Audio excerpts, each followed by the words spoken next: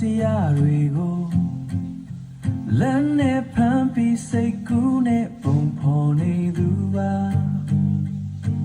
ဒီကနေဆက်လိုက်မလားနဲ့နိုးဆိုခဲ့ရင်မိုးချုပ်သွားတဲ့ทีရက်ဆောင်နေမဲ့သူပါ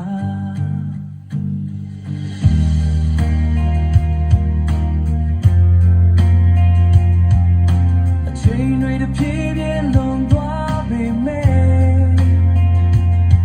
ခြေလမ်းတွေမရွှေ့နိုင်သေးဘူးခုတော့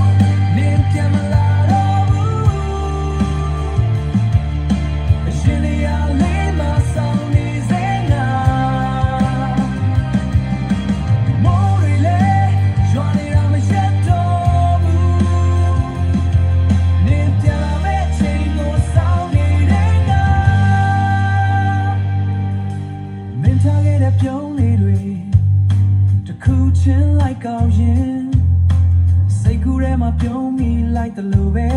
အမတ်တရားတွေထပ်တိုးလာတယ်ခုထားခဲ့တဲ့ပန်းတွေတော့လက်ထဲမှာပဲညှိုးသွားတယ်အဲ့ဒီလမ်းပေါ်မှာတယောက်တည်းမင်းကိုစောင့်နေသေးတယ်